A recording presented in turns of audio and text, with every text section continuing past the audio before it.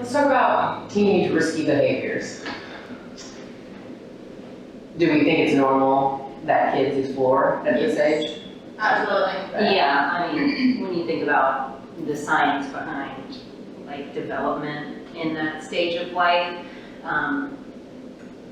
that video that I brought up earlier, Dr. Dan Siegel and the essence of adolescence, he talks about how after middle childhood, when you enter adolescence, your brain starts pruning information faster.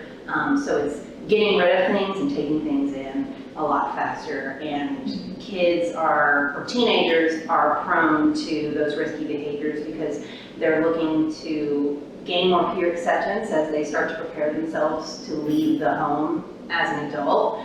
They are looking for novelty and experiences because they're starting to push away from the family, and again, that preparation to leave the home as an adult. And it's not just a societal thing, but a biological thing as well. So in his video, he talks about essence. So essence, it stands for emotional spark, social engagement, novelty, and creative exploration. And that's what teenagers are really looking for in their lives because of the way that their brain is developing and they're preparing for that next stage of life. And then he also uses it as a way that we as adults can continue to have meaningful, fulfilling experiences by continuing to search for those things. But also understanding that it's not just raging hormones in teenagers, but that it's like a natural progression of the brain and of this person's development into an adult, and they have to have these experiences, and they're going to take risky behaviors because they're testing the limits. They're trying to see what they can do.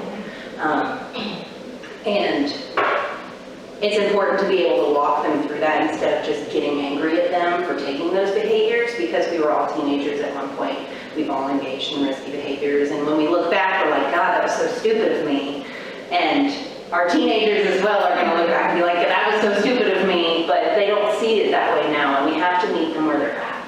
So when they engage in those risky behaviors, when they think that they're invincible, I had a kid one time that was like, it's not a big deal for me to drive to work high or drive around high. I'm like, okay, that's not correct, but I'm meeting you where you're at and explaining to you why that's probably not a good idea.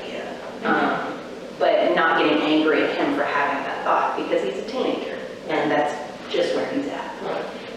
Doesn't have the experience to understand the rationale behind that why just yet, but that the behavior exists, and the more concrete you are in that of saying, no, no, no, no, no, or man, you're punished, you're punished, you're punished, instead of walking that line, gets that teenage brain into that concrete thinking that we talk about a lot. Yeah. And again, what we do as parents and role models definitely affects the outcome, and that's really hard for me, I think, as a parent as well, because I look at my child and I get this like overwhelming guilt, like you should be acting better, you should not have a meltdown in Walmart, you should, and the reality is like what they're doing is not a reflection of necessarily my parenting style as much as the development that they're in. And so, maybe moving away from that idea that we can intervene on risky behaviors as much as meet them where they're at and attempt to guide and create some boundaries. I mean, parents are allowed to have boundaries and say, there's no marijuana in this house, and if there's marijuana in this house, you don't have a phone. That's a very healthy boundary. And so that's a choice. Everybody makes a choice at the end of the day, even if you're experiencing risky behaviors. And like I was saying, walk them through it, because a lot of times you have a lot of kids, I probably was this way too, just no, no, no, no, no with no why. I mean, we all want to know the reason why. It helps us understand better. So if you're just, strict, no, always just no, the kids, kind of get that like, well, now I want, not now I want to, but kind of like, okay, well, I'm going to push the limits, test, see what I can do with it. Instead of this, we'll see this. And then from there, it's kind of like, well, that's when they're getting your attention, is they're always doing risky behaviors, and that's when they're getting the most attention from you, the sit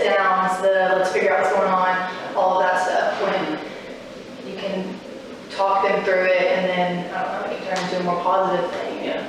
Yeah. Well, I think you bring up a good point too. Like the only time you're feeling like you get to sit down with a family member is in difficult conversations. Yeah. It becomes this like perpetuating cycle. Yeah. And again, motivating teenagers to do things they don't want to do is difficult too. I'm not arguing that, but creating the space where, okay, you know, you're part of this family. On Sundays we're sitting down, and if there's bucking, that's fine. But this is boundary the house, and Or this like is where we are. Or like a lot of kids, they like that, you know, family game night. We have some that say, oh, my mom wants to, they want to do Saturday board games. Oh, I want to go out with my friend, you know, whatever.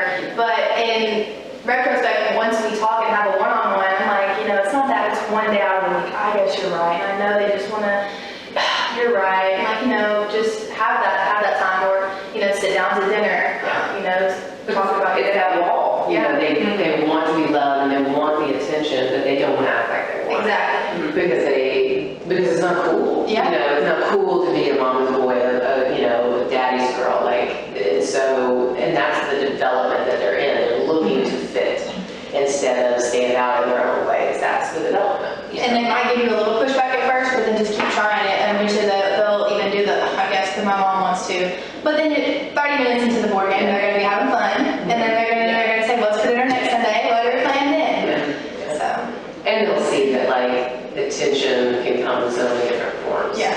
So, And I feel like as a parent, get curious, like, why do you so badly not want to do this Saturday with the family? Like, what's going on in your life? And like, maybe there is something that's just like so important to your kids. So like, can we compromise? Can you go a little bit later? Like, can I let you stay out a little bit later? Or can you have Sunday with your friends so we can do this? Like, I feel like sometimes we just shut our kids down, like, no, this is the plan, this is Saturday, this is what we're doing. Like, I probably don't want to do it then either if that's the way you're going to be with me about it, but like, maybe we can figure out like what's actually going on, what you really want to do, and like, how can we all compromise? Yeah, or options Wednesdays or Sundays. Yeah. What works for you if they're in high school? in any conversation, you have to have the win-win. If it's only you winning and them losing, then I would never be motivated to do something. Absolutely. Yeah.